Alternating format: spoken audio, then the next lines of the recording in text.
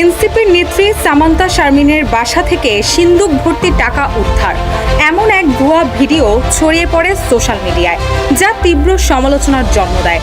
নেটিজেনদের প্রশ্ন, এত টাকা কোথায় পেলেন তিনি? যদিও ভিডিওর পেছনে রয়েছে ভিন্ন এক ঘটনা। ফ্যাক্ট ওয়াচের অনুসন্ধান বলছে এই ভিডিওর উৎস একেবারেই ভিন্ন, আর এর সাথে সামান্তা শারমিনের কোনো সম্পর্ক নেই।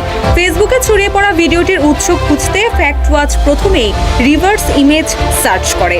অনুসন্ধানে মিলে যায় এক গণমাধ্যমে প্রকাশিত 2020 সালের একটি নিউজ রিপোর্ট, যেখানে হুবহু একই দৃশ্য দেখা যায়। ভিডিওটি প্রকাশিত হয় 2020 সালের 25 ফেব্রুয়ারি, যার ক্যাপশনে লেখা ছিল আওয়ামী লীগ নেতা এনু রূপনের বাসায় টাকার পাহাড়। মূলত এই ভিডিওর কিছু খণ্ডিত অংশ ব্যবহার করে তার সাথে সামান্তা শারমিনের ছবি এবং ভিডিও জুড়ে দিয়ে ভাইরাল ভিডিওটি বানানো হয়েছে।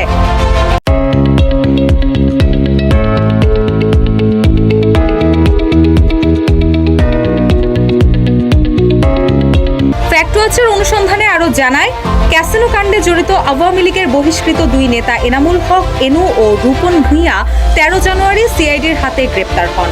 এক মাস পর 25 ফেব্রুয়ারি তাদের পুরান ঢাকার ওয়ারির বাসায় র্যাবের অভিযানে উদ্ধার হয় নগদ 26 কোটি 55 লাখ টাকা, 5 কোটি 15 লাখ টাকার এফডিআর কাগজ, 1 কেজি সোনা, বৈদেশিক মুদ্রা ও ক্যাসিনো সরঞ্জাম। আর এই অভিযান পরিচালনা করেন র্যাবের তৎকালীন নির্বাহী ম্যাজিস্ট্রেট সরওয়ার আলম।